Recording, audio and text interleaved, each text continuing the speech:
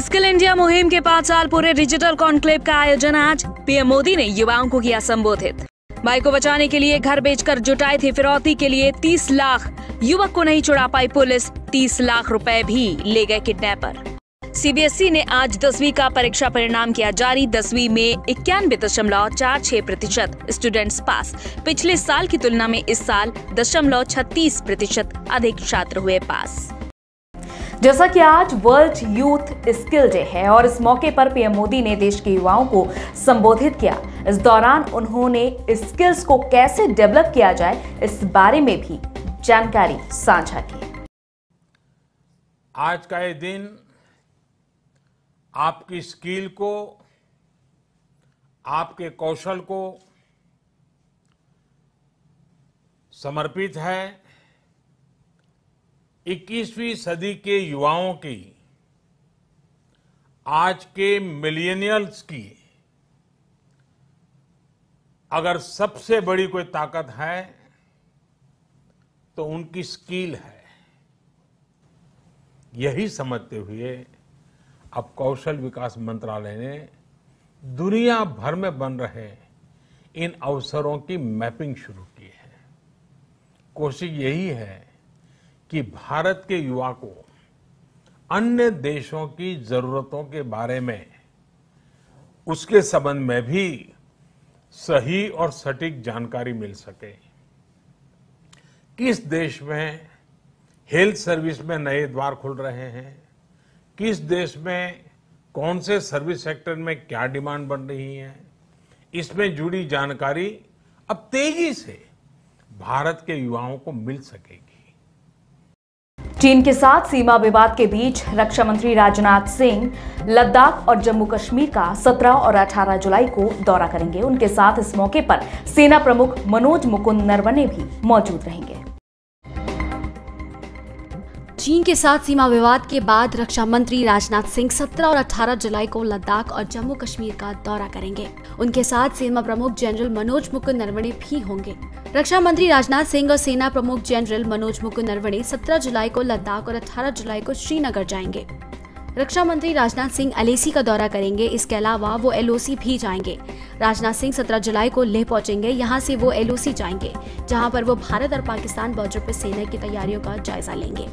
बता दें कि इससे पहले चीन के साथ हिंसक झड़प के बाद प्रधानमंत्री नरेंद्र मोदी 3 जुलाई को अचानक लद्दाख के दौरे पर पहुंचे थे। तब उन्होंने स्थिति का जायजा लेने के साथ साथ सेना के वरिष्ठ अधिकारियों के साथ मुलाकात की थी। पीएम मोदी चीन के साथ झड़प में घायल हुए जवानों से भी मिले थे। उत्तर प्रदेश के कानपुर में एक बहन लगातार अपने भाई को छुड़ाने के लिए प्रयास कर रही है। लगातार थाने के चक्कर लगा रही है और रो रो कर उसका बुरा हाल हो चुका है, क्योंकि 22 दिन का वक्त बीत चुका है। पुलिस के कहने पर उसने 30 लाख रुपए की रकम किसी तरह जुटाई, लेकिन देखने वाली बात यह रही कि किडनैपर 30 लाख की रकम भी ले गए और पुलिस उसके भाई को भी नहीं छुड़ा पाई। ये पूरी रिपोर्ट देखें।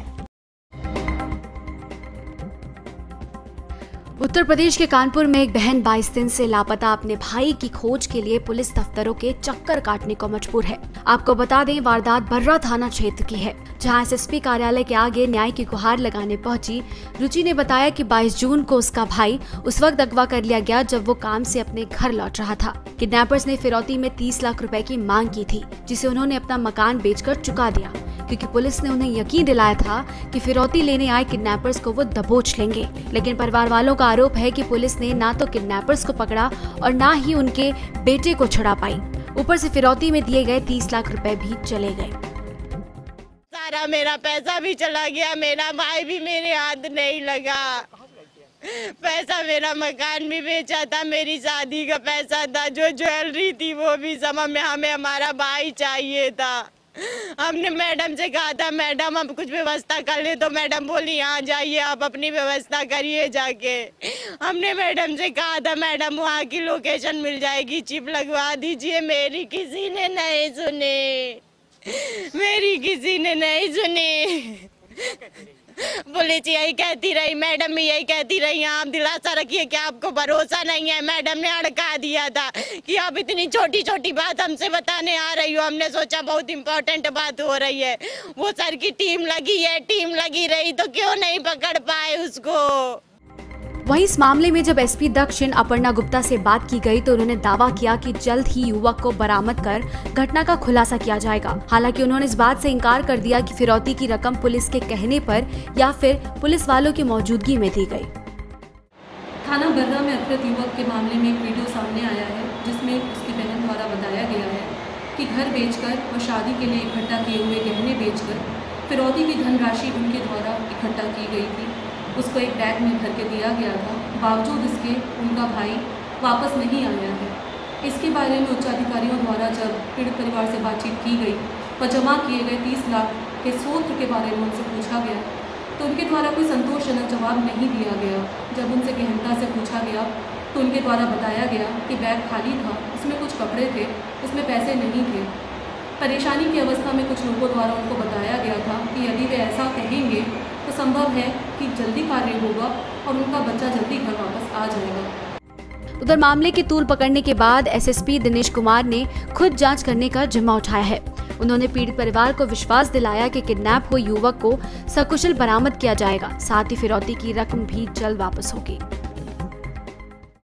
जहां देशवासी एक तरफ कोरोना से जंग लड़ रहे हैं तो वहीं दूसरी तरफ नदियां भी लोगों के जीवन पर प्रहार कर रही हैं। लगातार बढ़ता जल स्तर और मानसून की दस्तक लोगों की जिंदगी हिलाकर रख चुकी है।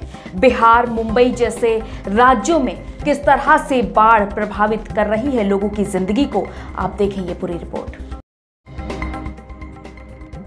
देश के कई राज्यों में नदियां डराने लगी हैं। मानसून की बारिश से लगातार जल स्तर बढ़ता जा रहा है। उसके साथ ही खतरा भी बेहिसाब बढ़ रहा है। सैलाब की धार जिंदगी पर प्रहार कर रही है। बाढ़ और बारिश की वजह से बिहार तो जैसे पूरी तरह से घिर चुका है। बिहार में लगातार हो रही बारिश से महानंदा, गंगा, कोसी समेत कई नदियों के जलस्तर में भी बढ़ोतरी दर्ज की गई है।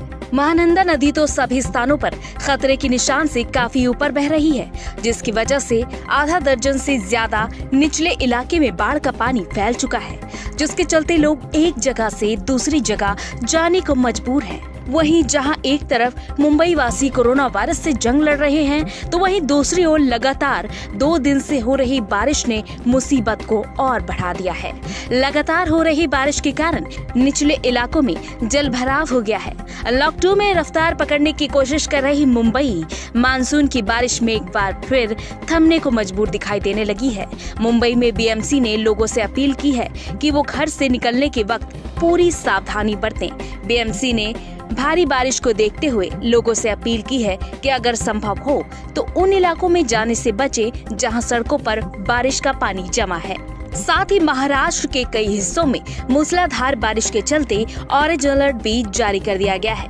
वहीं असम में भारी बारिश के बाद बाढ़ का कहर जारी है।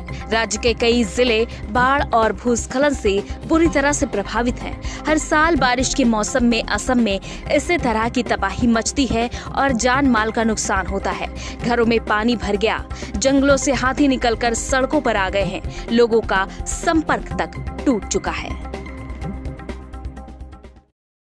कच्चे तेल की कीमतें लगातार बढ़ती ही जा रही हैं, इनकी रफ्तार नहीं रुक रही। अब देखने वाली बात यह है कि जहां पेट्रोल को कल के ही दाम पर रोक दिया गया है तो वहीं डीजल की कीमतों में लगातार इजाफा देखने को मिल रहा है। और दिल्ली एकमात्र ऐसा राज्य है जहां पर डीजल की कीमत पेट्रोल से भी ज्यादा है। ये रिपोर्ट देखें।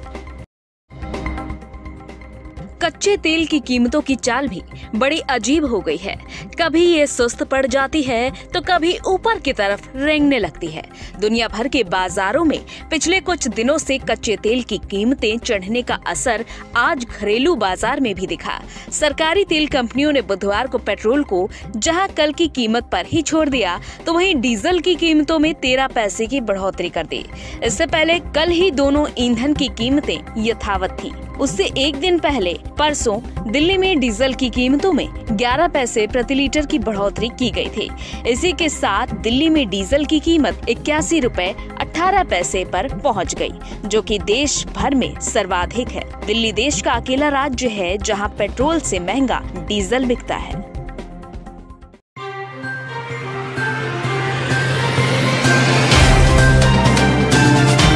Subscribe now and press the bell icon. Never miss an update.